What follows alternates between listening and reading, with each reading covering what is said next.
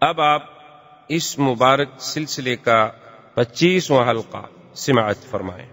اب جناب جب یہ لشکر وہاں پہنچا اور وہ غساسنہ بنو غسان کو بھی پتہ چلا تو ان کا جو سردار تھا حارث، اس نے روم کے بادشاہ کو لکھا کہ ہماری مدد کرو۔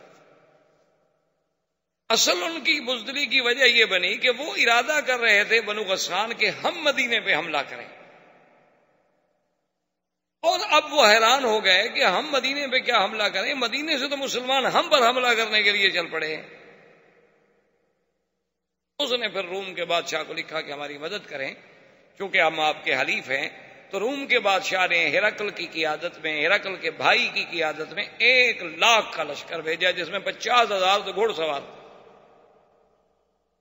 اور غساسنہ جو تھے ان کے پاس بھی 1,00,000 کا لشکر پہلے سے موجود تھا۔ تو اب آپ اندازہ کریں کہ 3,000 آدمی اور مقابلہ 2,00,000 سے، جن میں 50,000 تو صرف گھوڑ سوار ہیں، اور سر سے لے کر پاؤں تک وہ لوہے کے خودوں میں اور پیتل کے اس پلیٹوں میں چھپے ہوتے تھے کہ بات سوائے آنکھوں کے کچھ نظر ہی نہیں آتا۔ لیکن صحابہ وہ تو قوت ایمان سے لڑنے والی قوم تھی نا، وہ عادات سے لڑنے والی تو قوم ہی نہیں تھی۔ ان کا تو ایک ایمان تھا کہ بھئی مسلمان ہر حال میں کامیاب ہے، اگر آدمی مارا جائے شہید ہو جائے گا، بچ گیا تو غازی بن جائے گا، ہمارا تو گھاٹا کسی حال میں ہوتا ہی نہیں۔ جب گھاٹا ہی نہیں تو ڈرے کیوں؟ ڈرتا تو وہ ہے نا جی کہ اگر مر گیا تو یہاں بھی آگ لگائیں گے اور آگے بھی جہنم کی آگ ہے، وہ تو ڈرے کہ بھی یہاں بھی بہت ذرا پیار کریں گے تو ذرا لکڑی قیمتی رکھ دیں، بڑا آدمی مر جائے گا تو سندل کی لکڑی میں جلا دیں، لیکن جلائیں گے آگ سے۔ تو جب ہم نے اپنی ابتدا خود آگ سے کی ہے تو آگے تو آگ ویسے تیار ہے۔ ان کو تو بڑا مسئلہ ہوتا ہے، وہ تو بڑے گھبراتے ہیں، ڈرتے ہیں کہ اب کیسے کریں، مریں۔ لیکن ایک مسلمان کے دماغ میں تو یہ ہوتا ہے کہ ٹھیک ہے جی، مر گئے تو 1,00,000 کے اور بچ گئے تو 1,25,000 کے، کیا ہے، غازی بن جائیں گے، اور مر گئے شہید ہو گئے۔ اور شہید کا مقام اتنا بلند ہے کہ اللہ فرماتا ہے کہ شہیدوں کو مردہ بھی نہ کرو۔ تو اب جب یہ لشکر وہاں پہنچا تو سب سے پہلے پرچم حضور صلی اللہ علیہ وسلم کے حکم پر حضرت زید نے لیا، اور انہوں نے کہا کہ بھئی اب باتیں کرنے کا وقت تو ہے نہیں۔ ان کو پیغام دیا شریعت کے مطابق جو حضور کا فرمان تھا کہ بھئی 3 چیزیں ہیں ہماری، یا اسلام لے آؤ، یا جزیہ قبول کرو، ہمارے باج گزار بن جاؤ، ہمارے تابع بن جاؤ، اور نہیں تو بیننا و بینکم السیف، پھر تمہارے ہمارے درمیان فیصلہ تلوار کرے گی۔ انہوں نے کہا عجیب لوگ ہیں، 2,00,000 ہمارا لشکر ہے، 3,000 آدمی ہم سے آئے تلوار سے مقابلہ کرنے کے لیے۔ تو انہوں نے اپنے 5-4 ہزار آدمی کو حکم دیا کہ بھئی اب 2,00,000 کو لڑنے کی کیا ضرورت ہے، 3,000 کے مقابلے میں 4,000، 5,000، 6,000 بھیج دو۔ بھیج دیا، لیکن اللہ کی شان ہے کہ مسلمان اتنی طاقت سے اور اتنی قوت سے لڑے اور اتنی بے جگری سے لڑے کہ بھئی شام ہو گئی اور ان کی تو کشتوں کے پشتے لگا دیے مسلمان نے، اور مسلمانوں کا ایک بندہ بھی شہید نہیں ہوا۔ جب مغرب ہوئی جنگ ختم ہوگی۔ پہلے دور میں تو یہ ہوتا تھا نا، اب تو ریموٹ کنٹرول سے جنگیں ہوتی ہیں نا، اپنے ملک میں بیٹھو بٹن پہ ہاتھ لگاؤ بات ختم ہو گئی۔ وہاں تو یہ ہوتا تھا نا کہ جب رات ختم ہوگی جو مر گئے ہیں ان کو بھی تو اٹھانا ہے نا، اور پھر کوئی ایک دوسرے کو منع نہیں کرتا تھا۔ لاشیں باقاعدہ اٹھاتے تھے، وہ اپنی لاشیں لے جاتے، وہ اپنی لاشیں لے جاتے، وہ اپنے زخمی لے جاتے، وہ اپنے زخمی لے جاتے، یعنی عجیب جنگیں ہوتی تھی۔ تبع اکبر نے جب مدینہ منورہ پہ حملہ کیا اپنے دور میں، حضور صلی اللہ علیہ وسلم کی ولادت سے بھی پہلے جب مدینے پہ حملہ کیا تو عجیب اس نے رنگ دیکھا۔ اس نے اپنے علماء کو، رہبان کو بلایا کہ یار یہ کون سا شہر ہے جس پہ ہم نے حملہ کیا ہوا ہے؟ انہوں نے کہا جی یہ یثرب ہے۔ میں نے کہا کیسے لوگ ہیں، دن کو ہمارے ساتھ لڑتے ہیں، شام کو ہمارے لیے کھانا بیچتے ہیں۔ انہوں نے کہا میں تو اس شہر سے نہیں لڑتا، بس چلو آگے، بس چھوڑو، کیا لڑنا ہے۔ وہ شام کو کھانا پکا کے ہماری فوج کے لیے کھانا بھی بیچ دیں گے، تم ہمارے مہمان ہو، اور سارا دن لڑائی کرتے کہ جب تم لڑنے آئے ہو تو ہم لڑنے کے لیے بھی تیار ہیں، لیکن رات ہو گئی، آپ روٹی کہاں پکاؤ گے، ہم آخر گھر والے ہیں، ہمارے تو بچے ہیں نا ادھر، کھانا تو ہم بھیجیں گے آپ۔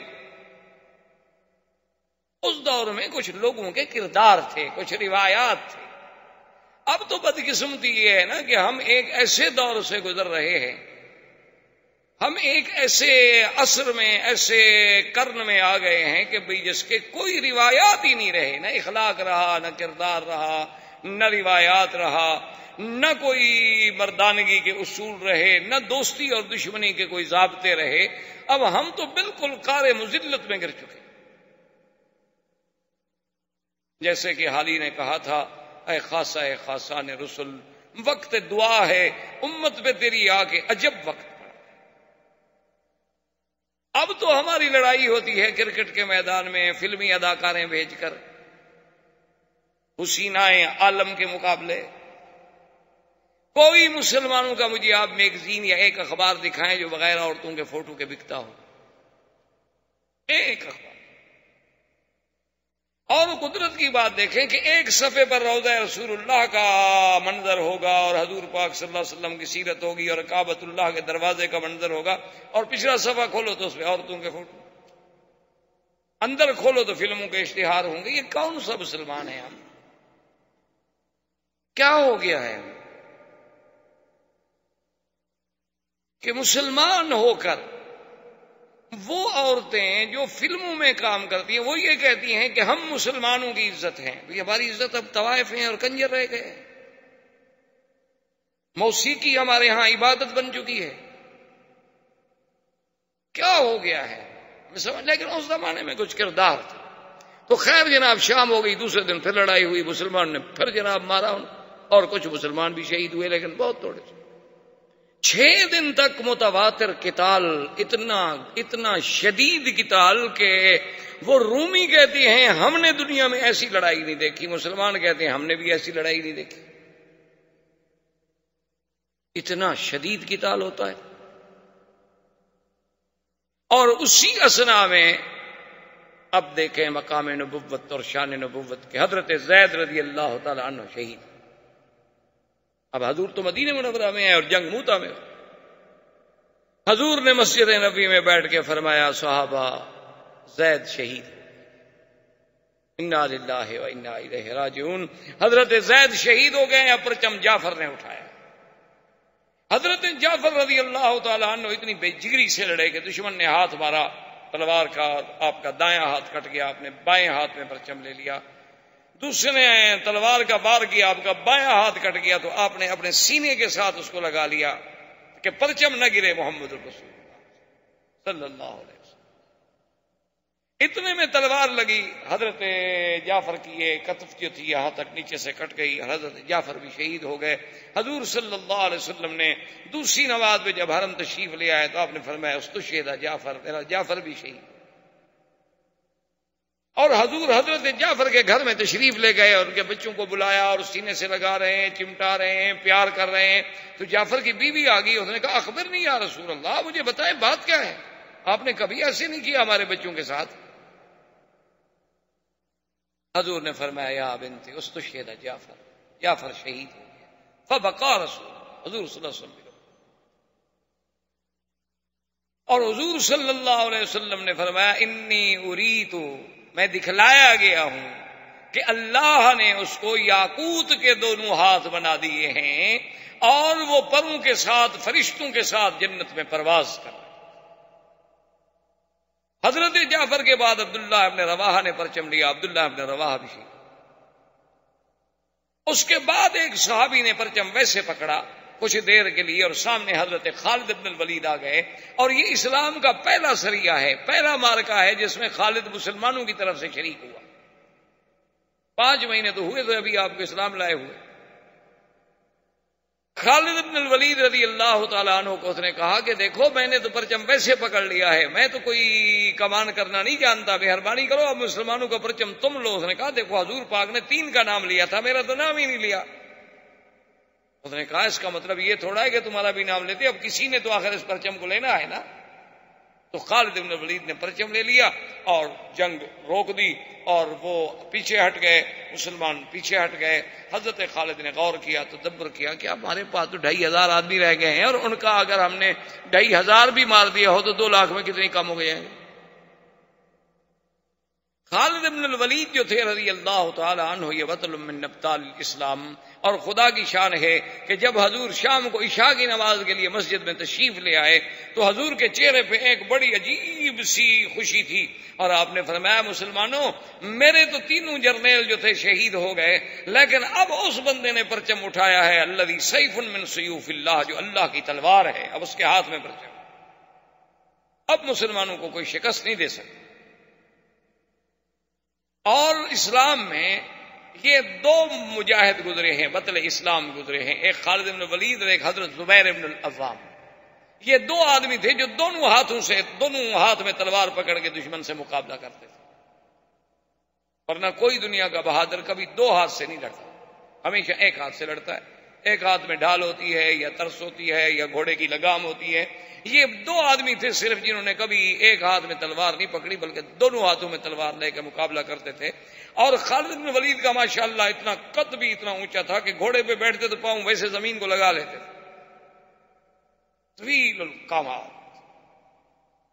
خالد بن الولید نے یہ کیا، اس نے اپنی فوج کو بدلا، کیونکہ اس زمانے میں اس طرح اصول ہوتا تھا کہ ایک ہوتا تھا میمنہ، دائیں ہاتھ میں فوج رہتی تھی، ایک میسرہ بائیں ہاتھ میں، ایک مقدمہ، ایک مؤخرہ اور ایک قلب، ایک آگے ایک پیچھے اور ایک درمیان۔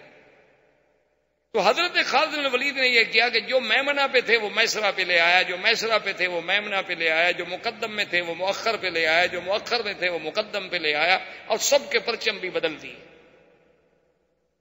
اب جب صبح ہوئی تو رومیوں نے دیکھا، انہوں نے کہا جاءہم المدد من المدینہ، تو مدینے سے فوج اور آ گئی، ہم تو پہلے 3000 سے نہیں لڑ پا رہے تھے، یہ دیکھو پرچم بھی نئے ہیں، اور یہ آدمی تو ہم نے کل نہیں دیکھے، یہ تو اور لوگ آ گئے۔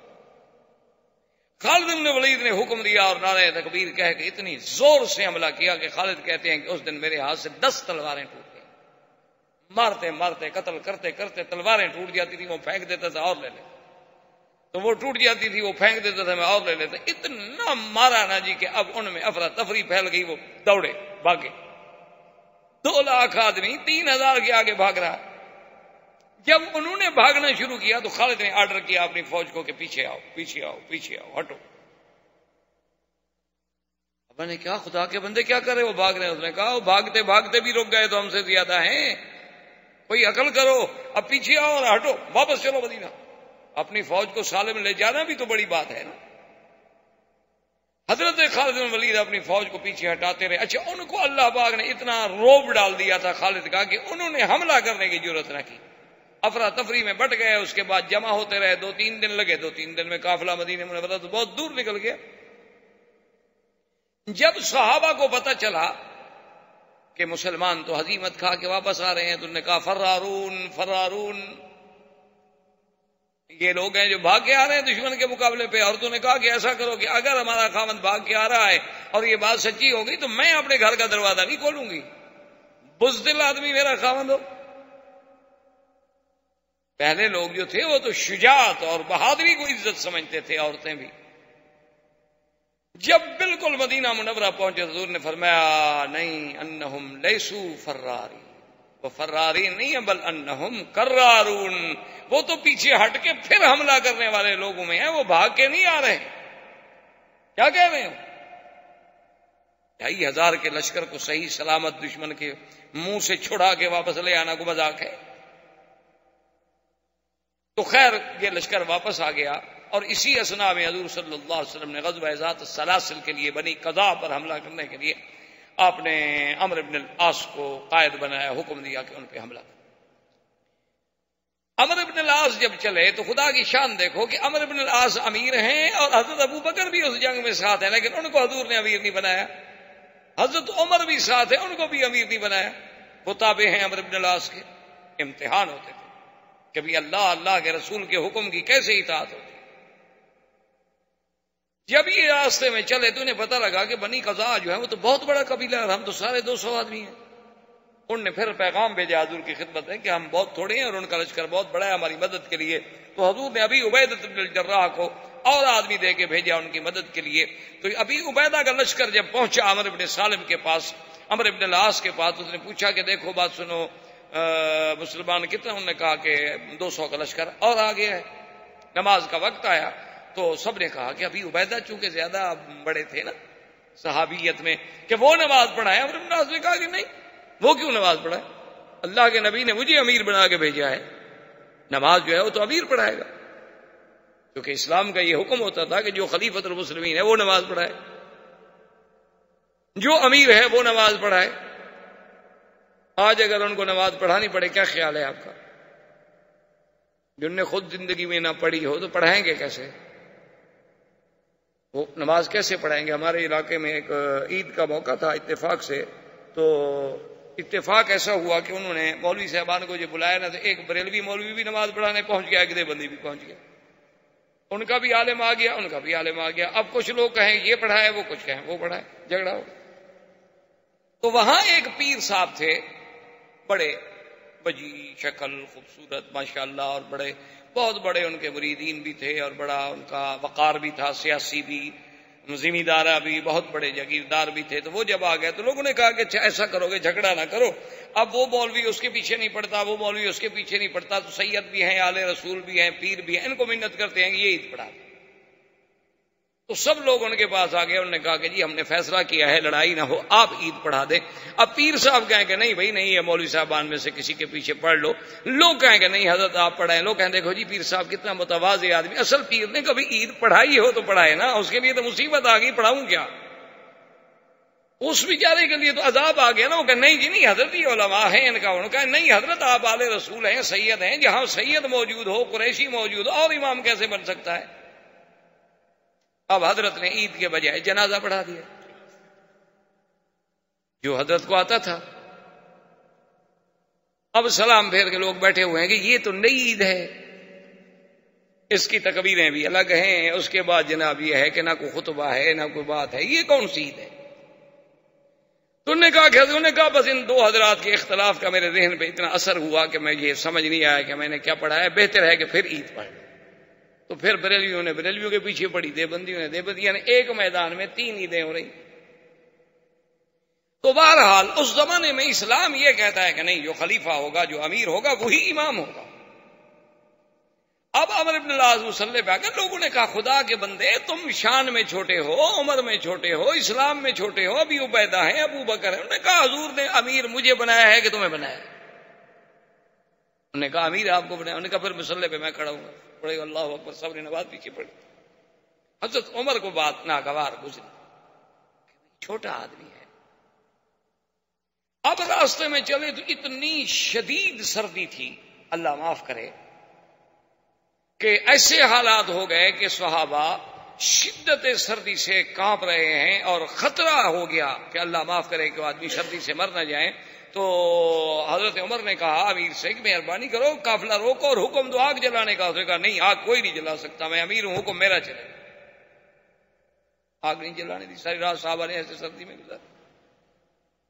اچھا خدا کی شان ہے, انہیں خود غسل کی ضرورت ہو گئی تو انہیں تیمم کر لیا, اور فجر کی نماز پڑھانے کے لیے مصلی پہ بھی آ گئے. عمر نے کہا اللہ کے بندے ہم وضو کے ساتھ ہیں, تم تیمم کے ساتھ ہو, تم امام بن رہے ہو. انہوں نے کہا امیر میں ہوں. انہوں نے کہا غسل کر لو. انہوں نے کہا غسل میں نہیں کرتا, تیمم میں نے کر لیا. انہوں نے کہا پانی موجود ہے تو تیمم کے بات کا. انہوں نے کہا سردی ہے میں مر جاؤں.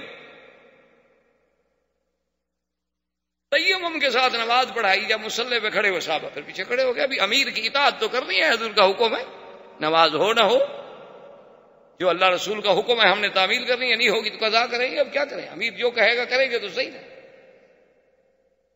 اب جناب بہرحال وہ لشکر بنی خزاعہ کے پاس پہنچا اور اس کے ساتھ مقابلہ ہوا.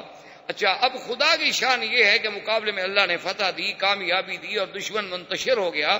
جب وہ منتشر ہو گیا تو اس نے کہا کہ واپس چلو. حضرت عمر غصے میں حضرت ابو بکر کے پاس ہے. انہوں نے کہا یہ اچھا امیر ہے ہمارا بھائی, نہ آگ جلانے دیتا ہے, بغیر وضو کے حضرت نماز پڑھا دیتے ہیں. اب ہم جیت گئے, دشمن بھاگ رہا ہے, کہتے واپس آؤ. اب حکم نہ مانے تو امیر کی مخالفت ہے نا. حضور نے فرمایا من اطاع امیری فقد اطاعنی ومن عصا امیری فقد عصانی. جس نے میرے بنائے ہوئے امیر کی مخالفت کی اس نے میری مخالفت کی. اب مخالفت تو کر نہیں سکتے. حضرت ابو بکر نے کہا فہدایا عمر ٹھنڈے ہو جاؤ, اللہ کے رسول نے, میں بھی موجود تھا, تم بھی موجود تھے, امیر اس کو بنایا ہے یا ہمیں بنایا ہے؟ نے کہا امیر تو ان کا پھر اللہ کی رسول کی مرضی، اور جب ہمارا ایمان ہے کہ اللہ کا رسول کوئی بات اللہ کے فرمان کے بغیر نہیں کرتے تو پھر اعتراض کرنے کی کیا بات ہے. واپس آ گئے. بہرحال حضور کو شکایت کی گئی. حضور نے عمرو بن العاص کو بلایا کہ بھئی تم نے بڑے صحابی کو نماز نہیں پڑھا. کہا حضور امیر میں تھا. آپ نے فرمایا ہاں بات تو ٹھیک. اور نے کہا تم نے آگ نہیں جلانے دی اللہ کے بندے. صحابہ ساری رات سردی میں ٹھٹرتے. اس نے کہا حضرت میں آگ جلاتا دشمن کو پتہ نہ لگ جاتا کہ ہم آ رہے ہیں. آگ دیکھتا نہیں وہ. اور یہ بات بھی اس کی ٹھیک.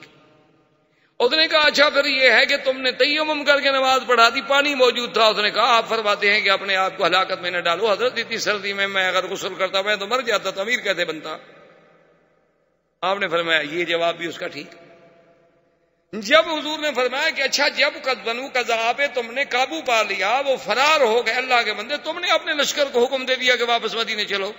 اس نے کہا حضور ان کی مدد کے لیے فلاں جگہ سے لشکر چل پڑا تھا, اب اگر ہم رکتے تو ہم پہ حملہ کر کے کامیاب ہو جاتے. ہم جیت گئے, ان کو شکست دی, خیریت سے مدینے بھی آ گئے. حضور نے فرمایا بھی بات تو اس کی ٹھیک ہے. حضور نے اس کی ساری باتیں تسلیم کر لی اور حضرت عمر اور صحابہ سے کہا کہ بھئی بات اس کی بالکل صحیح ہے, اور وہ جو کچھ کہہ رہا ہے کہہ صحیح رہا, تو لہٰذا اس کی بات جو ہے مان. اسی اثنا میں حضور صلی اللہ علیہ وسلم نے ایک سریے کو بھیجا. اعرابی تھا, ایک بدو تھا, اس کے ساتھ اعرابی تھے, صفا تھے, بڑے بہادر لوگ تھے. انہوں نے بھی اسلام کے خلاف حملہ کیا تھا. اب خدا کی شان ہے کہ 300 کا لشکر ہے اور صحابہ کے پاس کھانا ختم ہو گیا, کھانے کو کوئی چیز نہیں ہے. بڑے پریشان ہیں. دعا کرتے ہوئے سمندر کے کنارے کے قریب آئے تو دیکھا کہ ایک ٹیلا جیسے پڑا ہوتا ہے. چلو دیکھیں کہ آگے ہے تو مچھلی. تو 3 مہینے تک صحابہ اسی ایک مچھلی سے کھاتے رہے. اس کا نام تھا امبر. یہ آج کل جو بازاروں میں امبر ملتا ہے نا, اتنے امبر, اصلی امبر جو ہے یہ مچھلی کے قے کرتی ہے, اور وہ سمندر میں تیرتا ہوا دریاؤں کے کنارے پہ آتا ہے, تو وہ جاننے والے لوگ اس کو پکڑ کے لے آتے ہیں. اصل میں یہ اسی امبر مچھلی کی قے ہوتی. تو وہ اتنی بڑی مچھلی تھی کہ جب صحابہ کھاتے رہے تو انہوں نے تجربے کے طور پر اس کی جو آنکھ کی گلائی تھی نا, اس میں 10 صحابی بیٹھ گئے. اور جب اس کے ڈھانچے کو کھڑا کیا تو ایک صحابی جو سب سے بڑے لمبے قد کے تھے, اس کو اونٹ کے اوپر کہا کہ تم کھڑے ہو جاؤ. اونٹ کے اوپر کھڑا ہوا, لیکن پھر بھی وہ ڈھانچہ اوپر رہا. وہ گوشت کھا رہے ہیں اور اس کا جناب تیل استعمال کر رہے ہیں. صحابہ کو تو اللہ نے رزق دے دیا. واپس آئے, حضور نے فرمایا حلما گما شہی, اس میں سے مچھلی سے کچھ تمہارے پاس ہے؟ انہوں نے کہا حضور ہاں گھی بھی لائے ہیں, اس کا گوشت بھی ہے. آپ نے لے آؤ, مجھے بھی کھلاؤ. حضور صلی اللہ علیہ وسلم نے بھی وہ نوش فرمایا. اور اسی اثنا میں آپ نے پڑھا ہوگا انشاءاللہ یا سنا ہوگا کہ جب حدیبیہ میں صلح ہوئی تھی تو صلح میں ایک شرط یہ بھی تھی کہ جو قبیلہ جس کا حلیف بننا چاہے, قریش کا بنے یا اسلام کا بنے, تو بنو بکر بنے تھے حلیف قریش کے, اور بنو خزاعہ حلیف بنے تھے حضور صلی اللہ علیہ وسلم. تو اب بنو بکر نے شرارت کرنی شروع کر دی. وہ کیا کریں, رات کو جا کے بنو خزاعہ پہ حملہ کر. اچھا خدا کی شان ہے, حملہ کرنے جائیں, جو حملہ کرنے جائیں وہ مارے جائیں. بنو خزاعہ والے آگے ہوشیار ہوں, وہ مارتے. ایک حملہ کیا مارے گئے, دوسرا حملہ کیا خود مارے گئے, تیسرا حملہ کیا خود مارے گئے. اب بنو بکر جو تھے وہ اکٹھے ہو کے قریش کے پاس آئے, اور اسی سہیل ابن عمر, وہ جو صلح لکھنے والا شخص, ابو سفیان, سہیل ابن عمر, حارث ابن ہشام, ان کے پاس آئے دار الندوہ میں. انہوں نے کہا کہ دیکھو ہم آپ کے حلیف ہیں, اور بنو خزاعہ والوں نے تو ہمارے اتنے بندے مار دیے ہیں. انہوں نے کہا کہ دیکھو انہوں نے تو نہیں مار دیے, حملہ تو تم نے کیا ہے. انہوں نے کہا ہم نے حملہ کیا, کچھ کیا, لیکن بندے ہمارے مارے گئے, ہم نے بدلہ لینا ہے, تم ہمارے حلیف ہو, ہماری مدد کرو. انہوں نے کہا اچھا یہ بات راز میں رکھو, کہیں حضور صلی اللہ علیہ وسلم تک مدینے میں نہ پہنچ جائے, چونکہ ہمارا تو معاہدہ ہے کہ لڑائی نہیں کرنی, لیکن ہم تمہاری مدد کریں. تو بنو بکر کو جب قریش کی مدد کا حکم ملا تو اور بہادر ہو گئے. اب بنو خزاعہ نے سوچا کہ یہ 2-3 دفعہ اپنے بندے مروا چکے ہیں اور بہت بڑی لڑائی کر نہیں سکتے, چونکہ معاہدے میں طے ہو چکا ہے 10 سال کے لیے جنگ نہیں ہونی ہے. تو اب جناب ان کے کچھ آدمی طواف کرنے کے لیے مکہ میں آئے, اور اطمینان کے ساتھ بغیر کسی ہتھیاروں کے. اور بنو خزاعہ کا ایک سردار تھا, اس کا نام تھا بدیل ابن ورقہ, اس کا گھر مکے میں تھا. بنو خزاعہ کا قبیلہ تو باہر رہتے تھے, لیکن اس کا ایک گھر مکے میں بھی تھا. جب وہ مکے میں ہوتا تو اپنے گھر میں رہتا. یہ آدمی بیچارے آئے, ابھی یہ حرم میں داخل ہوئے اور بنو بکر نے قریش کے ساتھ مل کے حملہ کر دیا. جب حملہ کر دیا تو قریب کیا کریں، وہ تو بالکل نہاتے ہیں. وہ دوڑے اور بدیل ابن ورقہ اپنے سردار کے گھر پہنچے کہ بھئی وہاں جائیں، کم از کم ہمیں اس کے گھر میں پناہ مل جائے گی، اندر کوئی ہمیں ہتھیار مل جائیں گے. آگے آئے، خدا کی شان ہے دروازہ بند ہے، وہ دروازہ بھی نہ کھلا، وہاں سے بھاگے، وہ حرم میں داخل ہو گئے. لیکن قریش نے اور بنو بکر نے ان کے 23 آدمی جو تھے وہ اللہ کے حرم میں قتل.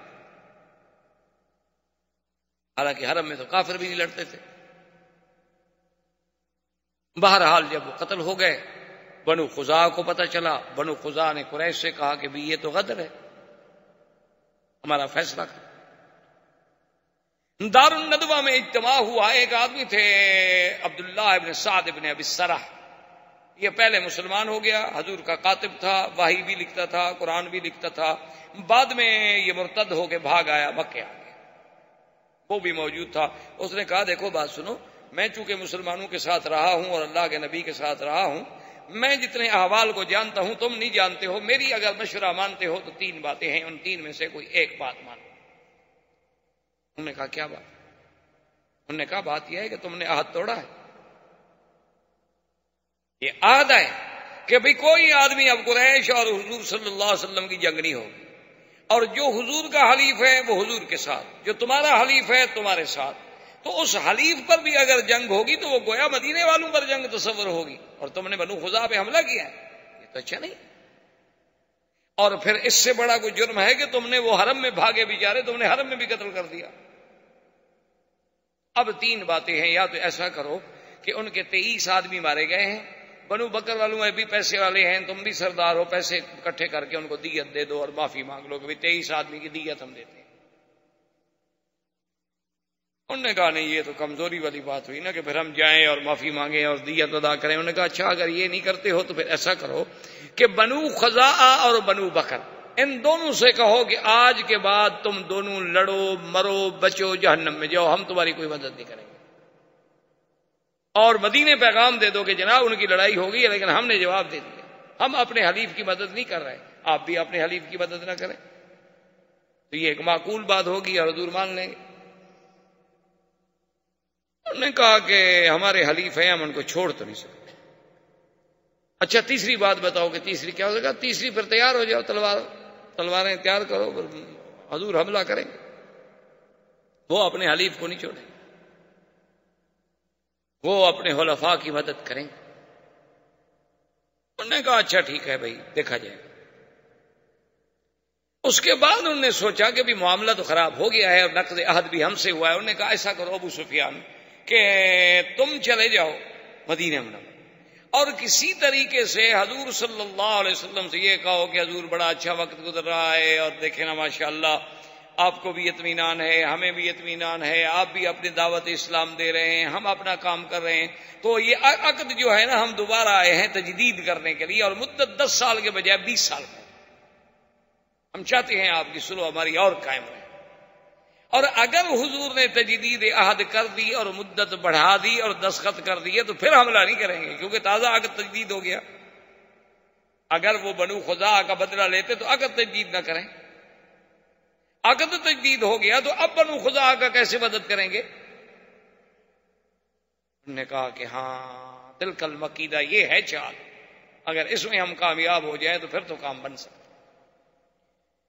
ابو سفیان کو انہوں نے کہا کہ چونکہ مکے کے سردار تم ہو یہ کام تم کر سکتے ہو اور تو کوئی چھوٹا موٹا آدمی تو کر نہیں سکتا، حضور ہر کسی کی بات تھوڑی سنیں گے. ابو سفیان چل پڑا مدینہ شریف کے لیے. اور انہوں نے کہا کہ ابو سفیان یہ کام جلدی کرو، حضور کو کہیں یہ پتہ بھی نہ لگ جائے کہ ہم نے بنو بکر کے ساتھ مل کے بنو خزاعہ کو نقصان پہنچایا ہے. لیکن بنو خزاعہ والوں نے ایک ان کا شاعر تھا سالم ابن عمر، اس کو بھیجا کہ تم فوراً مدینے پہنچو اور حضور کو خبر دو کہ ہمارے ساتھ یہ ہو گیا.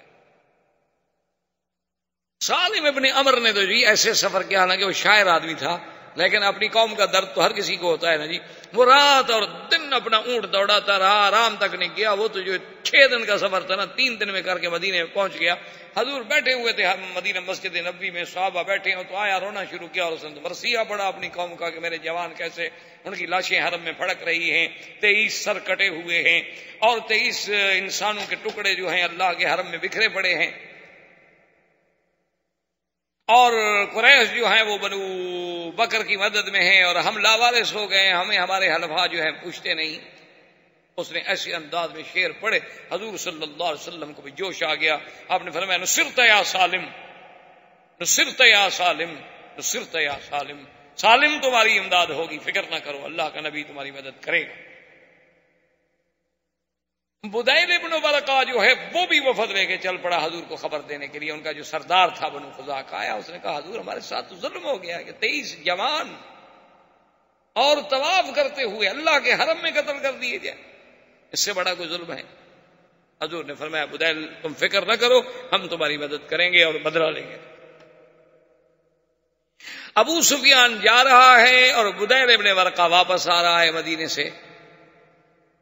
ابو سفیان نے ایک دوسرے کو ملے، اس نے کہا بدیل کیا حال ہے، خیریت ہے، کہاں گئے تھے، مدینہ گئے تھے؟ اس نے کہا نہیں مدینہ تو ہم نہیں گئے. کہاں گئے؟ انہوں نے کہا یہ مدینہ منورہ کی ایک طرف اور ایک قبیلہ تھا کہ وہاں میرے رشتہ دار ہیں، میں تو وہاں گیا تھا اور وہاں سے واپس.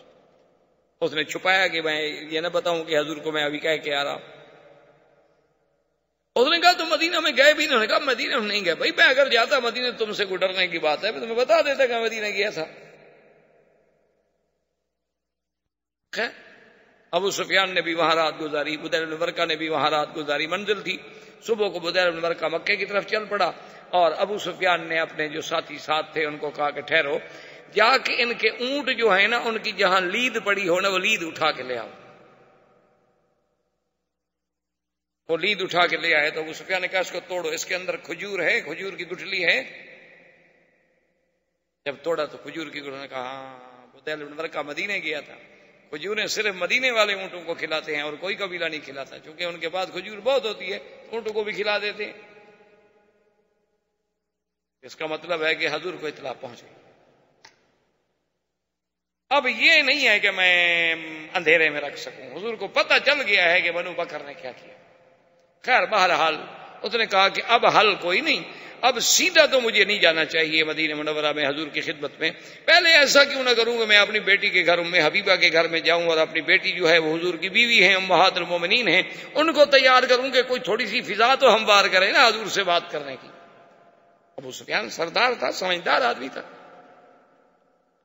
جب آیا ام حبیبہ نے سلام کیا، استقبال کیا، اور وہاں جو ایک فراش کیا ہوتا تھا، ایک ٹاٹ کا ٹکڑا تھا جو حضور کے لیے بچھایا جاتا تھا، وہ بچھا ہوا تھا، اس پہ بیٹھنے لگا ابو سفیان تو اس نے جلدی جلدی سے فراش اٹھا لیا، جلدی سے کھینچا اور لپیٹ لیا. ابو سفیان نے دیکھا، اچھا اچھا اچھا، کیونکہ یہ فراش اصل میں پرانا ہے اور کم قیمت ہے اور یہ مکے کے سردار کے نیچے بچھانے کے قابل نہیں ہے، اس لیے اٹھا رہی ہو تاکہ کوئی اور اچھا فراش میرے لیے بچھانا چاہتی ہے. اس نے کہا نہیں، ھذا فراش رسول اللہ وانت نجس. اس نے کہا یہ میرے مدنی محمد مصطفیٰ کا بستر ہے اور تم مشرک ہو، پلید ہو، اللہ کے نبی کے بستر پہ نہیں بیٹھ سکتے. آج ہماری بیٹیوں میں بھی اسلام کی ایسی غیرت ہے، جنہوں نے مونا لیزا اور ڈیانا پڑھنی ہو، اس میں کیا غیرت آئے گی بھائی؟ وہ تو وہی سیکھیں گی نا جو کچھ ان کا کردار تھا، وہ بھی وہی سیکھیں گے کہ ہوٹلوں میں کیسے رہتے ہیں، گاڑیوں میں کیسے جاتے ہیں، شراب کیسے پی جاتی ہے، شیمپین کے دور کیسے چلتے ہیں. انہوں نے تو پھر وہی سیکھنا ہے نا جن کی وہ متبع ہیں، جن کی اقتداء کر رہی ہیں. ام حبیبہ ہے، اس نے کہا ام حبیبہ اصابک شر من بعدی، مجھ سے دور ہو کر تیرا اخلاق بھی بگڑ گیا. اس نے کہا اخلاق کی بات نہیں، اب تمہارے اور ہمارے درمیان میں اسلام اور کفر کی دیوار ہے. میں سب سے پہلے حضور سے پوچھوں گی، ورنہ تو میرے گھر میں بیٹھ بھی نہیں سکتے، کھانا بھی نہیں کھا سکتے، رہ بھی نہیں سکتے جب تک مجھے حضور اجازت نہ دے. تو مشرک ہو، ہم مسلمان ہیں، اب باپ بیٹی کا کیا رشتہ ہے؟ حضور کی خدمت میں حضور نے فرمایا سلی آپ، تمہارا باپ ہے، احترام کرو، کھانا کھلاؤ، دعوت دو. یہ ٹھیک ہے، کافر ہے تو کافر ہے، تمہارا تو باپ ہے نا. خیر بہرحال اس کے بعد ابو سفیان آیا، حضور سے ملا. حضور نے فرمایا ہاں ابو سفیان ما جاء بک، کیسے آیا؟ اس نے کہا حضور آپ کا اور ہمارا ماشاءاللہ دیکھیں کیسا خوبصورت وقت گزر رہا ہے، اور بڑی تمام قبائل مطمئن ہیں اور لوگ مطمئن ہیں، اللہ کا کعبہ آباد ہے، ہم بڑے مزے میں ہیں، آرام سے تجارت ہو رہی ہے، اور آپ کی دیکھیں بادشاہوں کو، ہرقل کو بحرین میں، عمان میں، ہر جگہ دعوت جا رہی ہے. ہم اس لیے آئے ہیں کہ عقد تجدید فرما دیں اور مدت بھی 10 سال کے لیے بڑھا دیں، ہم تو اس لیے حاضر ہوئے ہیں.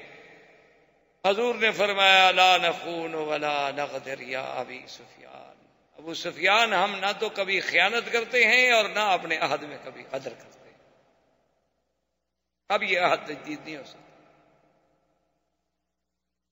انہوں نے کہا حضور کیا کہہ رہے ہیں، کمال ہے آپ کی، ہمارے تو کوئی شکایت نہیں ہے. اس نے کہا ما فعلتم ببنی خزاعہ، ابو سفیان تم نے بنو خزاعہ کے ساتھ کیا کیا؟ اللہ کے حرم کا بھی لحاظ نہیں کیا اور پھر عقد بھی تجدید کرانا چاہتے ہو. جان کے تو پاؤں کے نیچے زمین نکل گئی. اس نے کہا اب کیا ہو سکتا، حضور کو تو پورا پتہ ہے. ابو سفیان بھاگا حضرت ابو بکر کی خدمت نے کہا ابو بکر انت سید القوم، تم بھی تو سردار، افعل خیرا لک الشرف الى آخر الدہر. ابو بکر مہربانی کرو، تم معاہدے پہ سلو کے دستخط کر دو، حضور نہیں کرتے نہ کریں. تم بھی تو سردار ہو نا، تم بھی تو مسلمانوں کے بڑے ہو، تمہارا قریش پہ احسان ہو جائے گا سلو، اور قیامت تک یاد کیا جائے گا کہ ابو بکر سلو کل آدمی تھا کہ چلو اللہ کے نبی نے نہیں مانا. کہا ابو سفیان کیا کہہ رہے ہو، حضور نے دستخط نہیں کیے میں کر دوں، کیا کہہ رہے ہو، عقل سے بات کرو. فذهب الى عمر، حضرت عمر کی خدمت میں آ گیا. حضرت عمر نے کہا یہی بڑی بات نہیں کہ میں تمہیں کچھ نہیں کہہ رہا. حضرت عمر نے کہا مجھ سے تم معاہدے پہ دستخط کرانے آئے ہو، میرا یہی احسان نہیں مانتے ہو کہ میں نے صبر کیا ہوا ہے، تمہیں دیکھ رہا ہوں اور کچھ نہیں کہہ رہا، ورنہ میری تو تلوار تڑپ رہی ہے. تم مجھ سے معاہدہ کرانے آئے ہو حضور کے خلاف. ابو سفیان تمہارا ہمارا عہد اگر نہ ہوتا نا، اور تم ہمارے پاس مدینے میں نہ ہوتے، آج مہمان قاصد سفیر ہو، بس مہربانی کرو میری آنکھوں کے سامنے سے چلے.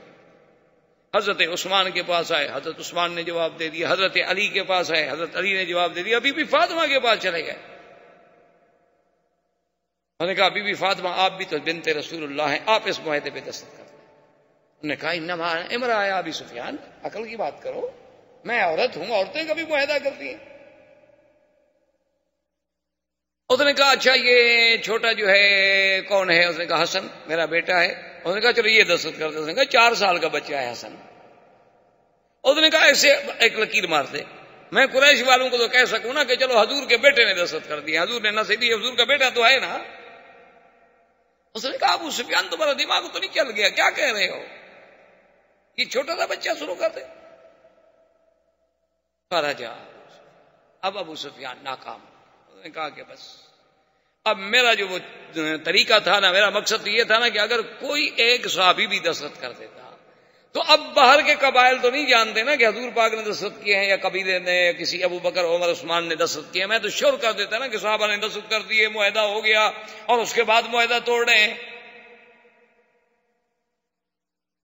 بہرحال ابو سفیان واپس آ گیا اور حضور صلی اللہ علیہ وسلم نے سیدہ عائشہ صدیقہ رضی اللہ تعالی عنہا کو حکم دیا کہ تجہزی عائشہ، میرے لیے سامان تیار کر. حضرت ابو بکر آئے، دیکھا بی بی عائشہ حضور کی زریں ہیں، حضور کی تلواریں ہیں، حضور کا سامان صاف کر رہی ہیں، تیار. اس نے کہا الا این عائشہ، کیا تیاری ہو رہی ہے؟ اس نے کہا لا عالم یا ابت، حالانکہ اس کو پتا تھا لیکن راز ہے رسول اللہ کا، بیٹی اپنے باپ کو بھی نہیں بتا رہی. کہا اللہ کے نبی کا راز ہے. انہوں نے کہا ابا جان مجھے نہیں پتا.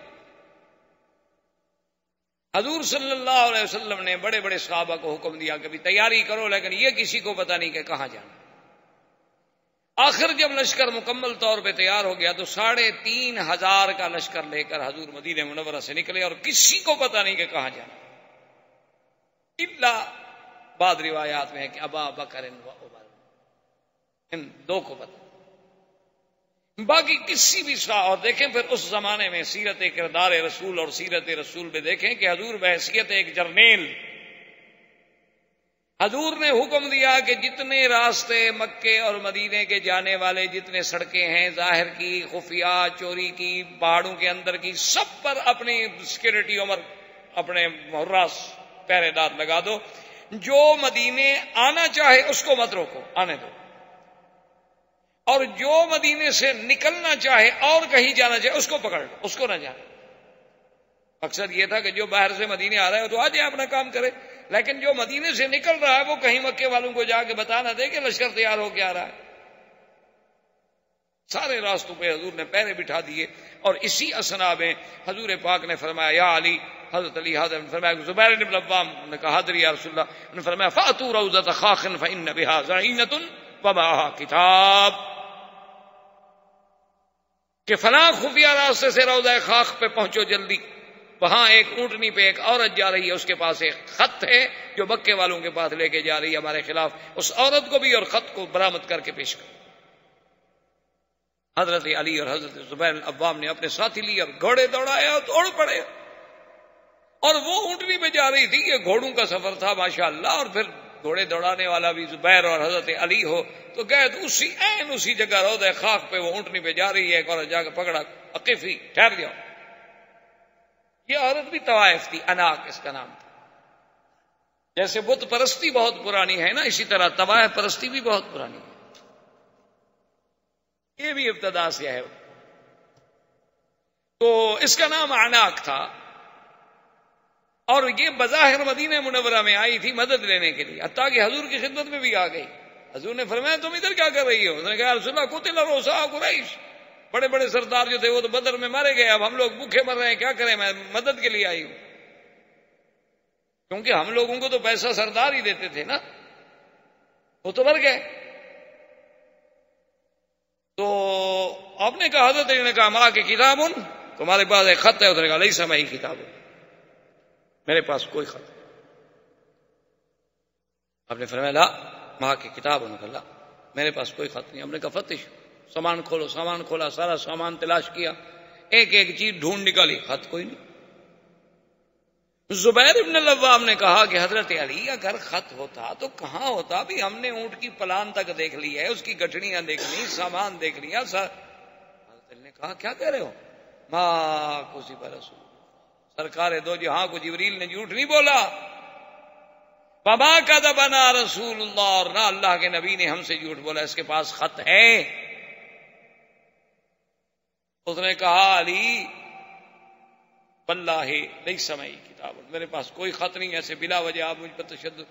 حضرت علی نے فرمایا کہ بات سنو اناک، فخرج الکتاب واللہ لاجردنکی، اگر تم نے کتاب نہ دیا، وہ خط میرے حوالے نہ کیا، میں تمہارے کپڑے اتار دوں، پھر تلاشی کر۔ اب ڈر اس نے کہا فاعرضا، اچھا اس نے کہا بھی تم سارے ادھر منہ پھیرو، آخر میں عورت ہوں۔ دیکھو اس وقت کی طوائف کو بھی شرم ہے کہ کوئی مرد مجھے نہ دیکھے، آج کا فیصلہ آپ خود کر لیں۔ تو سب نے ادھر منہ پھیر لیا، اس نے بال کھولے، بالوں کے اندر خط چھپایا ہوا تھا، اس کے بال تھے بہت بڑے، تو بالوں کو لپیٹ کے خط اندر رکھ کے ایسے موڑا بنا کے اوپر مچان بنا کے اوپر دوپٹہ ڈالا ہوا تھا اس نے۔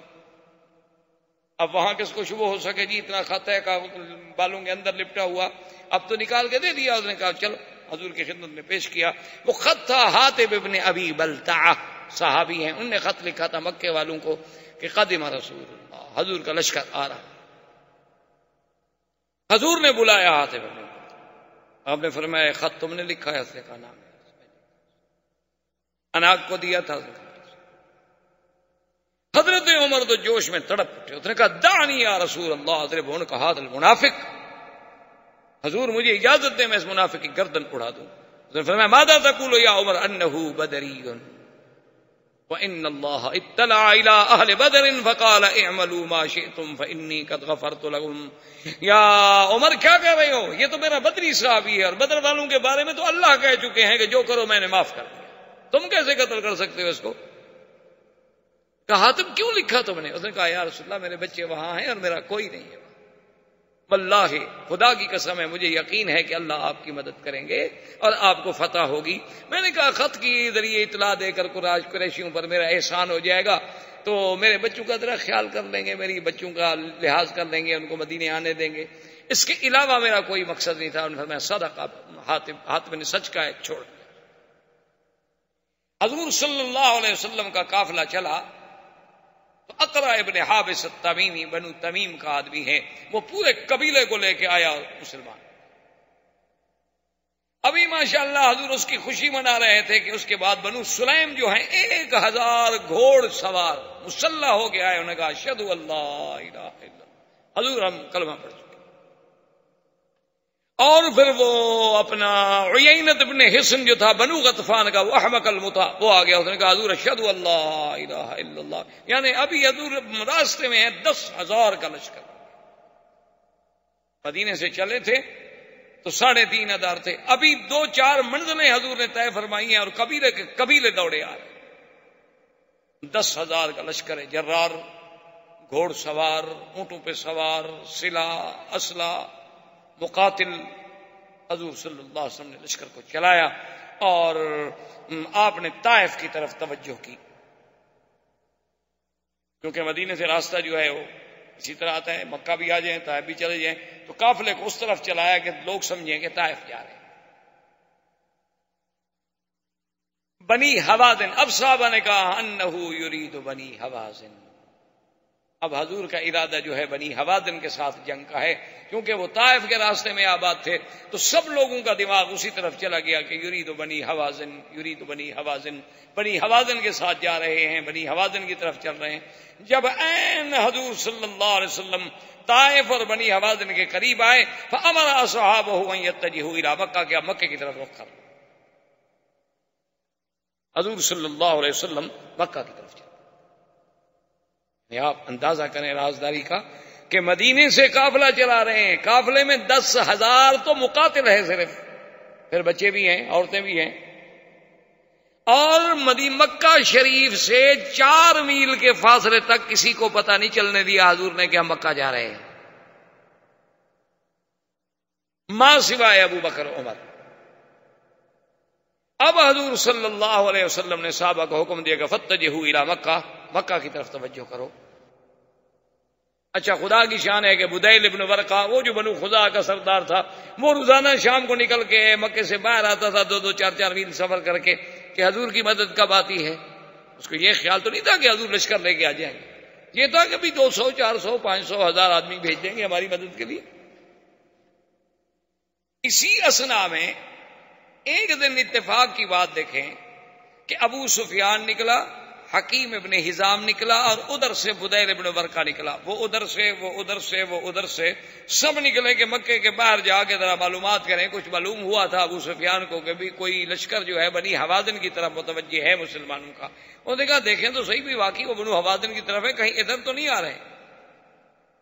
تو یہ جب تینوں نکلے تو رات کا وقت تھا اور آگے تو آگ گئے، کھانے پک رہے ہیں، آگ جل رہی ہے۔ اب 10,000 آدمی آگ جلا رہا ہو تو کتنی جگہ پہ آگ ہوگی۔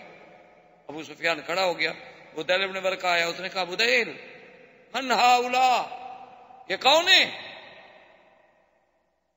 اس نے کہا واللہ اللہ جانتا ہے، بنو حوازن، یمکن ہے بنو حوازن ہوں۔ کہا بنو حوازن کا کیا کام، اور بنو حوازن اتنے تو نہیں ہیں کہ اتنا بڑا لشکر ہو۔ من ہم، اس نے کہا اچھا ہو سکتا ہے بنی خزاعہ میرا قبیلہ ہو، بنو بکر کے خلاف لڑنے کے لیے تیار۔ نے کہا انا عارف بنو خزاعہ، میں جانتا ہوں تمہارے قبیلے کو، اتنے لوگ ہیں اس میں، یہ کون ہے؟ اس نے کہا مجھے پتہ نہیں، میں تو خود دیکھ کہہ رہا ہوں۔ نے کہا نہیں تمہیں پتہ ہے، تم اس وقت کیوں نکلے ہو اسی راستے پر؟ انہوں نے کہا تو تم کیوں نکلے ہو؟ اس نے کہا ابو سفیان تو مکے کے سردار ہو، تو میں بھی بنو خزاعہ کا سردار ہوں، تم کیوں نکلے ہو اس وقت؟ حکیم ابن حزام کیوں نکلا ہے اس وقت؟ جیسے تم نکلے ہو ویسے میں نکلا ہوں۔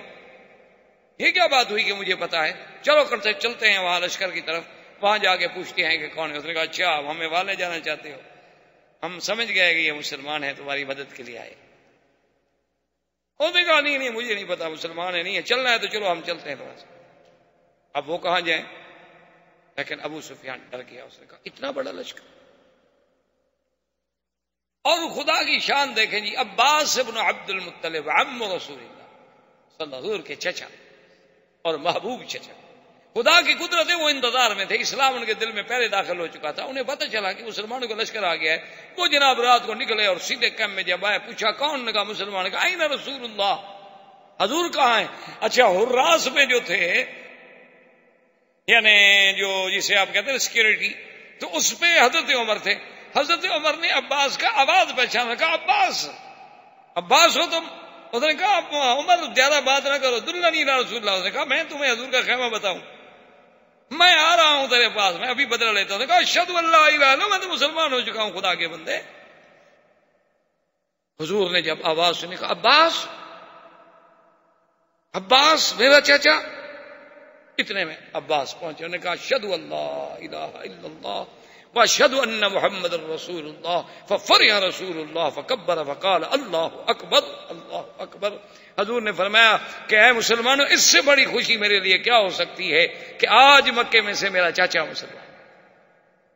یہ سب سے بڑی تمہارے لیے سعادت ہے. عباس نے کہا حضور میں تو کلمہ پڑھ لیا، میں تو مسلمان ہو گیا، لیکن ایک بات کروں، ناراض تو نہیں ہوں گے آپ؟ حضور نے فرمایا تو میرے چاچا ہو، جو بھی بات کرو، کیوں میں ناراض کیوں ہوں گا، بات کرو. اس نے کہا حضور اتنے بڑے لشکر سے اگر قریش پہ حملہ ہوا نا تو تمہاری قوم کا ایک بچہ بھی نہیں بچے، تمہارا مقابلہ نہیں کر سکتے. وہ دن ختم ہو گئے. یہ 10,000 کا لشکر جرار ہے، اس کا کون مقابلہ؟ تو حضور نے فرمایا عباس تم نے دیکھا نہیں انہوں نے کیا غدر کیا؟ اس نے کہا حضور انہوں نے تو جو غدر کیا، میں کہتا ہوں اب بھی ان کو معافی دے، ورنہ پھر قریش کا تو کوئی بچہ بھی نہیں بچے. حضور نے فرمایا عباس تم تو مسلمان ہو گئے، قریش تو مجھ سے معافی نہیں مانگ رہے نا کہ میں معافی دوں. انہوں نے کہا حضور پھر مجھے اجازت دے، میں جانے دیں ابو سفیان سے جا کے بات کرتا ہوں، ورنہ قریش نہیں بچیں گے، ایک بچہ بھی نہیں بچے گا مکے میں. اتنے لشکر نے جب حملہ کر دیا تو ایک بچہ بھی نہیں بچا، کیونکہ بنو سلیم ہیں، بنو غطفان ہیں، اور پھر وہ بنو خزاع ہیں جن کے 23 آدمی مرے ہوئے تھے، بنو تمیم ہیں، اور مہاجرین و انصار ہیں. حضور ان کے دلوں میں تو وہ کفار قریش کے خلاف جو لاوا ہے پک رہا ہے، کون بچے گا؟ مہربانی کرو ورنہ مکے میں قتل عام ہو جائے. حضور نے فرمایا اچھا. اس نے کہا حضور ایسا کریں کہ مجھے کوئی نشانی بھی دیں. فآتا ہو بغلتہ، حضور نے اپنا بغلہ دیا کہ میرے خچر پہ بیٹھ کے جاؤ. تو حضرت عباس حضور کے خچر پہ مکہ کی طرف روانہ ہوئے. وآخر دعوانا الحمدللہ رب العالمین. برادران اسلام، واجب الاحترام بزرگوں، دوستوں، بھائیوں، عزیز نوجوانوں، اس سلسلہ درس میں دروس سیرت پاک صلی اللہ علیہ وسلم کے ضمن میں اللہ تبارک و تعالی کی توفیق اور عنایت سے ہم نے ولادت طیبہ سے لے کر اہم جو واقعات تھے، ورنہ جہاں تک حضور صلی اللہ علیہ وسلم کی سیرت طیبہ کا تعلق ہے تو اگر ساری دنیا بھی سیرت بیان کرنی شروع کر دے تو ساری دنیا کی زبانیں گنگ ہو جائیں گی، لیکن حضور صلی اللہ علیہ وسلم کی سیرت تو مکمل نہیں ہوگی، کیونکہ حضور کی سیرت تو قرآن ہے، اور قرآن کے بارے میں ہے کہ لا ينقضی عجائبہ، کہ جس کے عجائب کبھی ختم ہی نہیں ہوں گے قیامت تک. تو حضور کی سیرت کا پہلو کب ختم ہو سکتا؟ یہ تو صرف یہ بات ہوتی ہے کہ ہم کچھ دروس، کچھ اہم واقعات صلی اللہ علیہ وسلم کے چن کر اپنے اپنے علمی بساط کے مطابق مسلمانوں کے سامنے رکھیں کہ شاید ان کی زندگی کسی ایک گوشے سے بھی منور ہو جائے،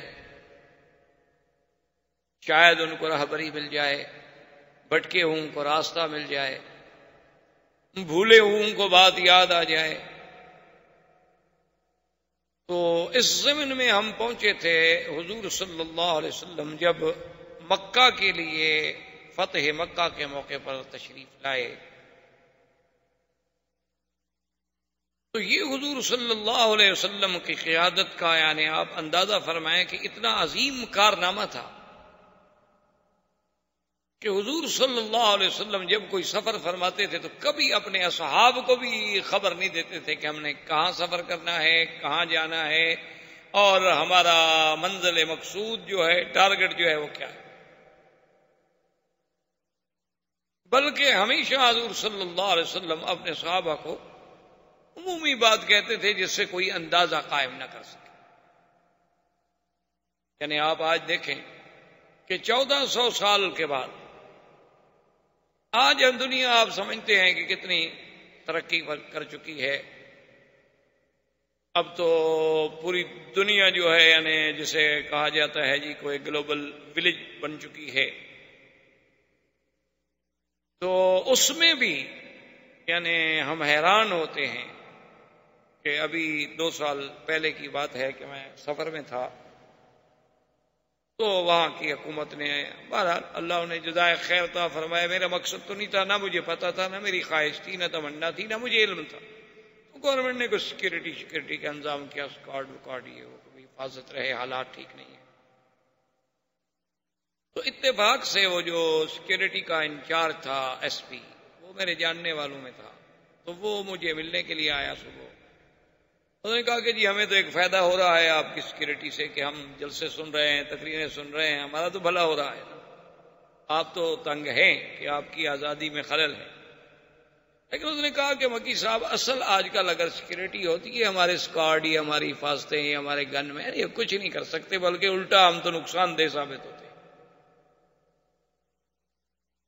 اصل سیکورٹی یہ ہے، جہاں تک ہم نے پڑھا ہے، دیکھا ہے، سیکھا ہے، یہ ہے کہ آپ اپنے پروگرام سے کسی کو باخبر نہ کریں، آپ اپنے معاملات کو راز میں رکھیں کہ آپ نے صبح کہاں جانا ہے، یہ آپ کے ڈرائیور کو بھی پتہ نہ ہو، یہ آپ کے دل میں ہو، اور جب آپ روڈ پہ نکل جائیں تو آگے جا کے فیصلہ کریں، اسے کہیں اچھا بھی آپ ادھر چلو، پھر آپ کو کسی پہرے کی ضرورت نہیں۔ تو میں نے کہا کہ ایس پی صاحب آپ تو مجھے آپ بتا رہے ہیں نا، ہم تو طالب العلم ہیں، حضور صلی اللہ علیہ وسلم کی سیرت طیبہ کا ایک حصہ ہے کہ جب حضور سفر فرماتے تھے تو صحابہ کہتے ہیں، ہمیں کہتے کہ مشرق جانا ہے، حالانکہ جانا حضور نے مغرب کی طرف ہوتا تھا، اور کبھی فرماتے ہم نے مغرب کی طرف جانا ہے اور جاتے مشرق کی طرف تھے۔ میں نے کہا یہ تو ہمیں درس ملتا ہے سیرت رسول پاک سے، ہم نے آپ سے کیا سیکھنا ہے؟ تو اب آپ اندازہ فرمائیں کہ 450 کلومیٹر مدینہ منورہ سے مکہ مکرمہ کا فاصلہ ہے، اور 2 آدمی نہیں 10,000 کا لشکر لے کر مدینہ منورہ سے چلنا، اور مکے کے پہنچنے تک مکے والوں کو خبر نہ ہو کہ لشکر آ رہا ہے۔ یعنی آج آپ دنیا میں کوئی ایسا جرنیل پیش کر سکتے اتنا بڑا لشکر لے کے اور پیدل، اونٹوں پر، گھوڑوں پر؟ اور مکہ سے جب حضور چلے تو آپ نے اپنا رخ مبارک جو ہے طائف رکھا۔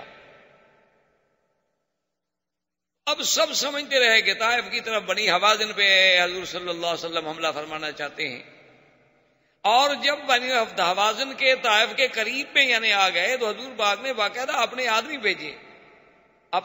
بھیجے جسے آپ کہہ لیں کہ بھی جاسوس بھیجے گئے کہ بھی آگے جا کر خبر دیں، جیسے آج آپ او پی ڈی کرتے ہیں، بھیجتے ہیں، پہلے وہ جا کے اطلاع کرتے ہیں کہ اچھا جی اب یہاں آپ فائر کریں۔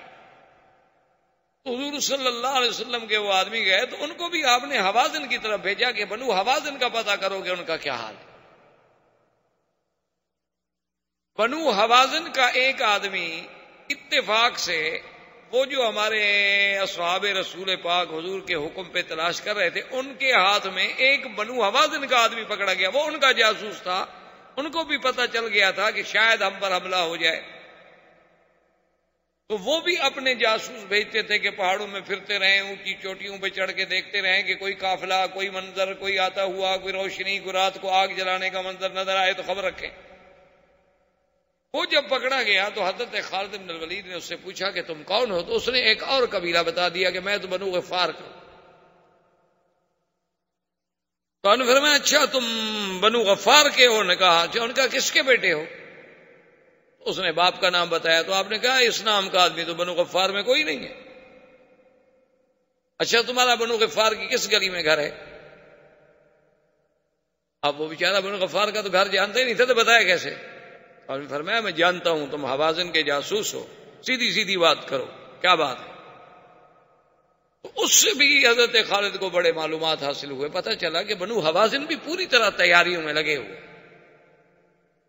تو اب حضور صلی اللہ علیہ وسلم بالکل عین جب طائف کے رخ پہ آ گئے، جیسے وادی تیمہ ہے تو اس کے رخ پہ آ گئے، تو وہاں سے آپ نے حکم دیا کہ مکہ سب لشکر جو ہے مکے کی طرف رجوع کرے، ہم نے طائف نہیں جانا ہے۔ اب حضور صلی اللہ علیہ وسلم مکے آئے، اور مکے سے 4 میل صرف باقی حرم جو ہے 4 میل رہ گیا، وہاں حضور صلی اللہ علیہ وسلم نے پڑاؤ کیا، لشکر تھک چکا تھا اور متواتر سفر کر چکا تھا۔ اور اتفاق کی بات یہ ہے کہ بدیل ابن ورقہ جو بنو خزاعہ کا سردار تھا، جو مدینہ منورہ گیا تھا حضور صلی اللہ علیہ وسلم سے مدد مانگنے کے لیے کہ حضور ہمارے ساتھ بنی بکر نے زیادتی کی ہے، ہم آپ کے حلیف ہیں، ہماری مدد کریں، اور پہلے انہوں نے سالم ابن عوف کو بھیجا تھا جس کے ساتھ حضور نے وعدہ کیا تھا کہ نصرت یا سالم۔ بدیل ابن ورقہ روزانہ رات کو مکے سے نکلتا تھا، انتظار میں تھا کہ اللہ کے نبی نے وعدہ کیا ہے تو اللہ کے نبی کا وعدہ تو ضرور سچا ہے، آپ آئیں گے، لیکن پتہ نہیں کب۔ اتفاق کی بات یہ ہے کہ ایک رات بدیل ابن ورقہ بھی نکلے، ادھر ابو سفیان جو مکے کا سردار تھا وہ بھی نکلا، اور حارث ابن ہشام بھی نکلا، یہ تینوں جو ہے نا اتفاق سے نکلے تو اپنے اپنے گھر سے، لیکن راستے میں اکٹھے ہو۔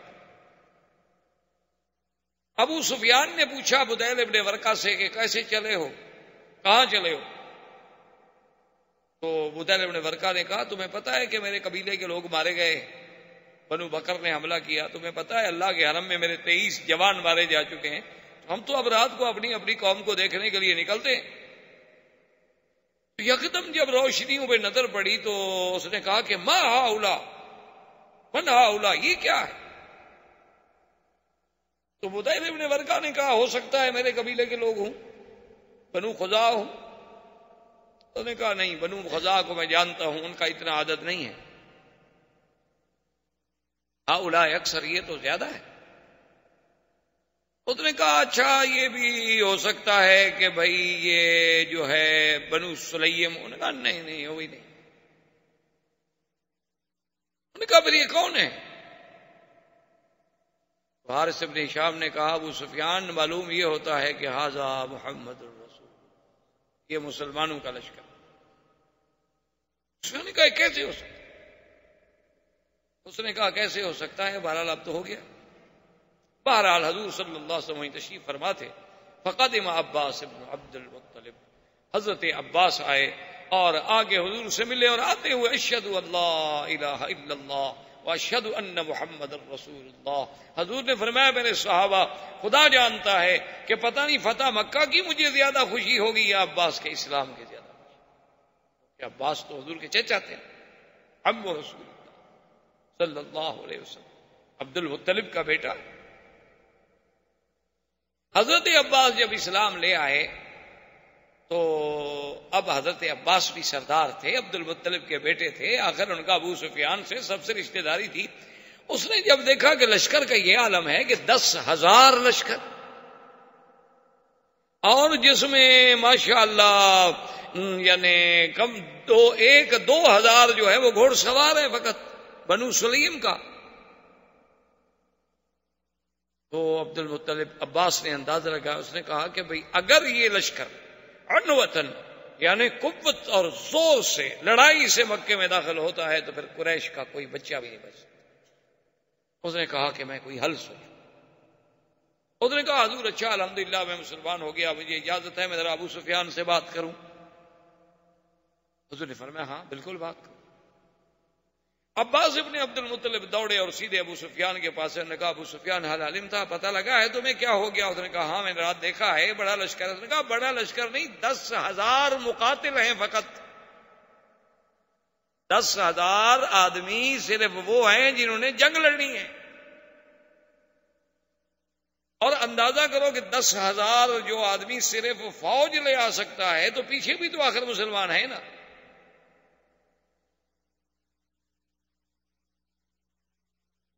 تو اس نے کہا عباس کیا کروں؟ اس نے کہا ابو سفیان دیکھو تم مکے کے سردار، تمہاری ذمہ داری ہے کہ اللہ کے حرم کو قتال سے بچاؤ، اور پھر قتال بھی اس وقت جب ہمیں بچنے کا کوئی راستہ ہی نظر نہ آئے، تو ایسی قتال کا کیا فائدہ؟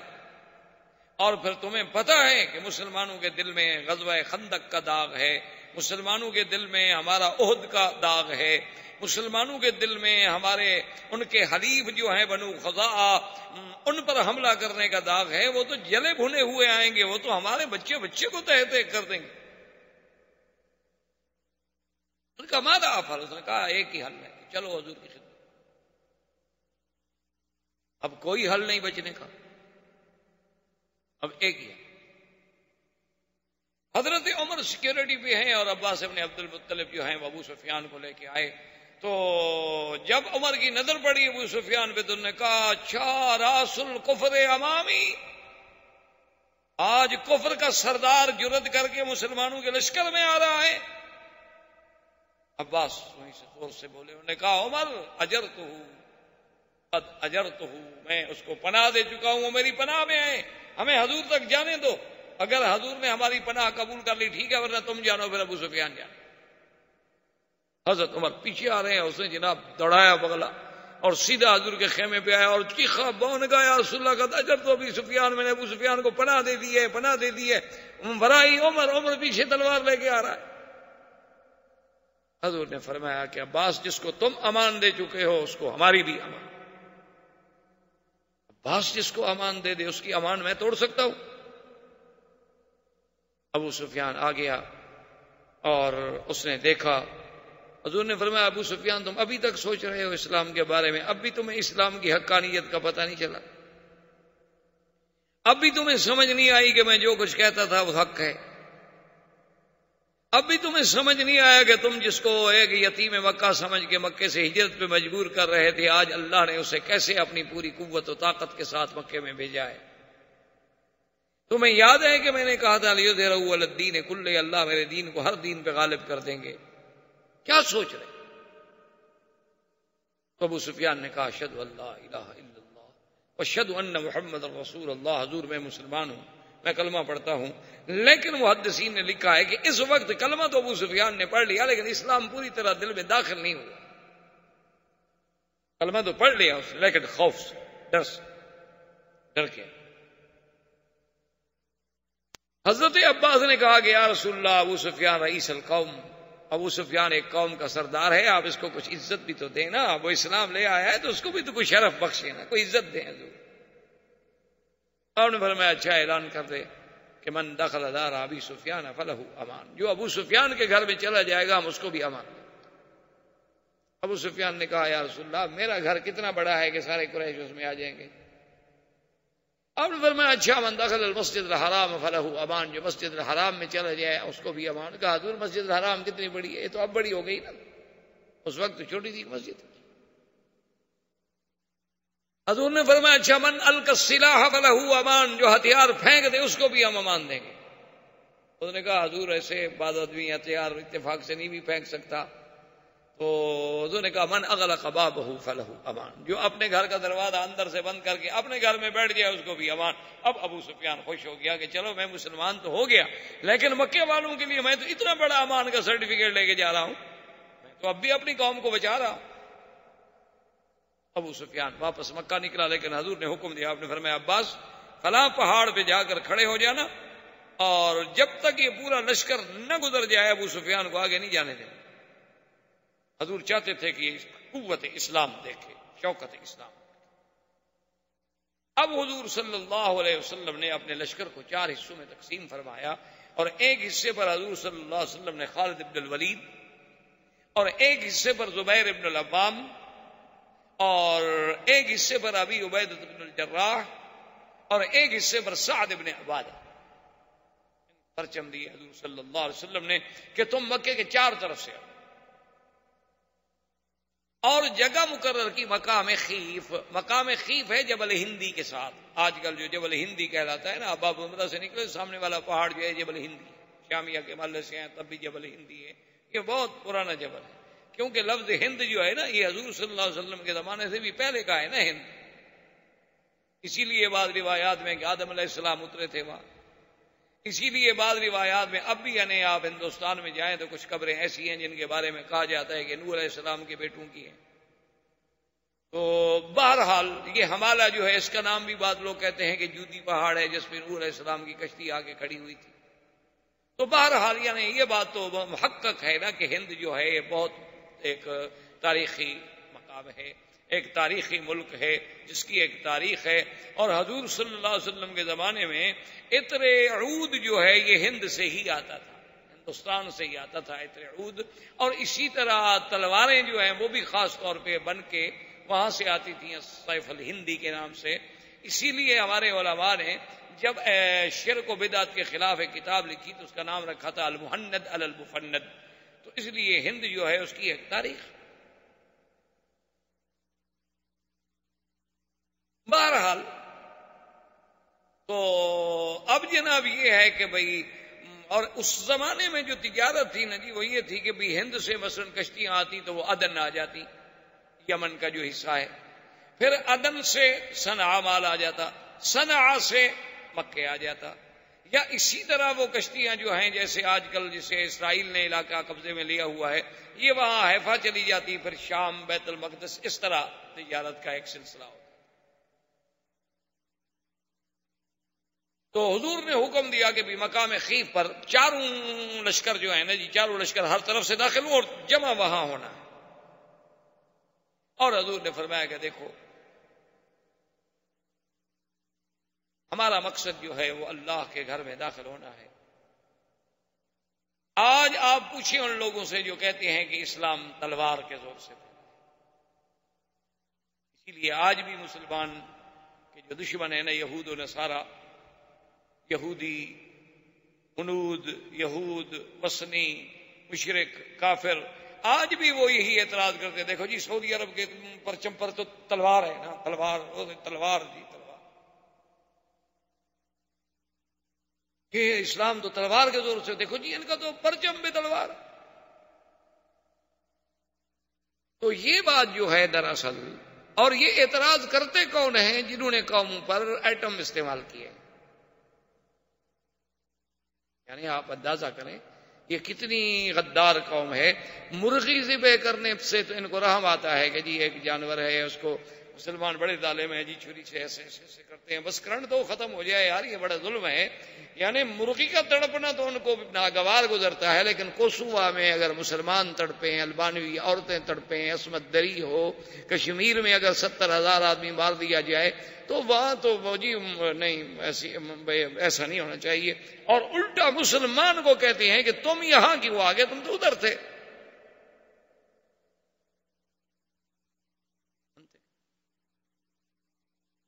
اور چونکہ قوت ابلاغ ان کے ہاتھ میں ہے، جتنا دنیا کا جدید الیکٹرانک میڈیا ہے وہ کفر کے ہاتھ میں ہے۔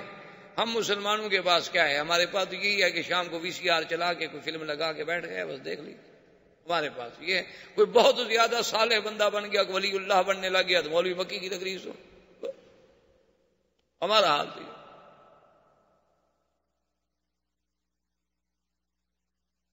یعنی عجیب انداز ہے۔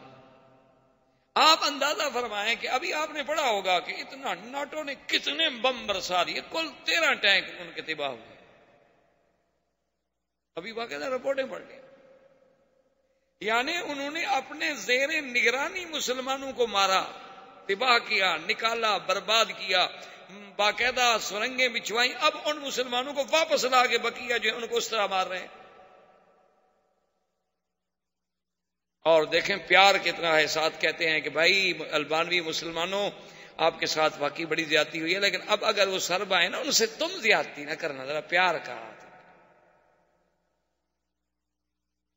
اس کے باوجود بھی ہم کہتے ہیں کہ وہ کافر ہماری مدد کرے گا۔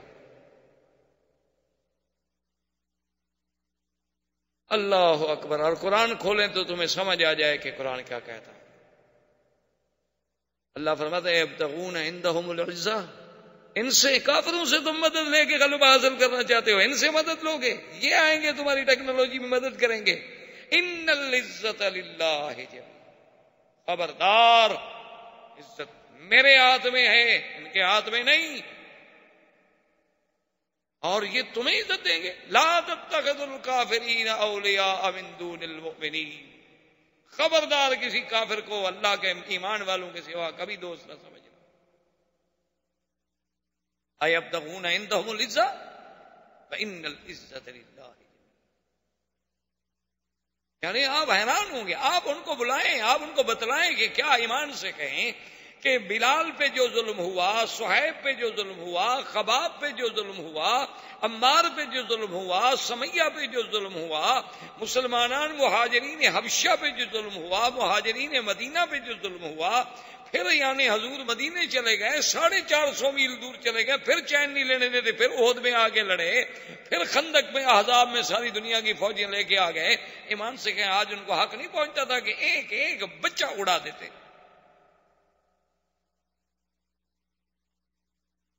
لیکن دیکھیں کہ حضرت سعد حضرت سعد نے جب پرچم ہاتھ میں لیا نا، حضور نے 4 پرچم دیے نا، ایک خالد کو، زبیر بن عوام کو، سعد کو، ابی عبیدہ بن جراح رضی اللہ تعالی عنہم کو. تو حضرت سعد نے ایسے غصے میں ایسے ایک دفعہ پرچم کو یوں ہلایا اور کہا لا قریش بعد اليوم اليوم یوم الملحمہ. میں نے کہا صحابہ تیار ہو جاؤ، آج کے بعد قریش کا بچہ نظر نہیں آئے گا، اور آج دن ہے ہم اپنے خون کا بدلہ لیں گے. حضور نے فرمایا ٹھہر جاؤ، فرمایا پرچم واپس کر دو. یہ دین تلوار سے پھیلا ہے. حضور نے فرمایا سعد کیا کہہ رہے ہو، الیوم یوم الملحمہ نہیں، الیوم یوم المکرمہ. آج عزت کا دن ہے، تکریم کا دن ہے. الیوم یعز قریش، آج اللہ قریش کو عزت دیں گے، ذلت نہیں. ہم کسی کو ذلت دینے کے لیے تو نہیں آئے، ہم تو عزت دینے کے لیے آئے. واپس کرو پرچم. پرچم واپس کیا. لیکن دیکھیں حضور صلی اللہ علیہ وسلم کی فراست. آپ جانتے تھے کہ سعد تو انصار کا سردار ہے، اگر اس سے پرچم واپس لے لیا ہے ہم نے تو انصار کے دل پر تو چوٹ لگے گی نا. تو حضور نے فوراً اس کے بیٹے کو بلایا، کیسے ابن سعد کو پرچم دے. سیاست مدن پر کتنی نظر تھی میرے نبی کی صلی اللہ علیہ وسلم. آج تو آپ دیکھتے ہیں نا، الیکشن کوئی ہار جائے، ایک آدمی مر جائے میں نے، تو پھر جو سمجھدار پارٹی ہوتی ہے اس کے بیٹے کو ٹکٹ دیتی ہے، تاکہ پھر وہ ایشو بن جاتا ہے نا انتخاب میں کہ جناب وہ ان کا تو حق تھا نا جی، اس کا تو حق تھا نا جی، اس کا باپ ہی جناب پہلے ایم تھا نا، اب وہ مر گیا تو یہ تو سیٹ ان کی ہے جناب، اب یتیم سے چھیننا چاہتے ہیں یہ ظالم لوگ. تو سب سے بڑا ایشو وہ ہوتا ہے. یعنی 1400 سال کی ترقی کے بعد آپ یہ باتیں سوچ رہے ہیں، لیکن اللہ کے نبی کی وسعت نظر دیکھیں کہاں. حضور نے وہ پرچم دے دیا اور اس کے بعد حکم دیا اور فرمایا کہ دیکھو خالد، لڑنا نہیں. من القى السلاح فله امان، جو ہتھیار ڈال دے امان. من اغلق بابه فله امان. من دخل دار ابی سفیان فله امان. من دخل المسجد الحرام فله امان. آپ نے فرمایا جو ابو سفیان کے گھر میں داخل ہو امان، مسجد میں داخل ہو امان، ہتھیار پھینک دے امان، اپنے گھر کا دروازہ بند کر دے امان، بوڑھے کو امان، عورت کو امان، بچے کو امان.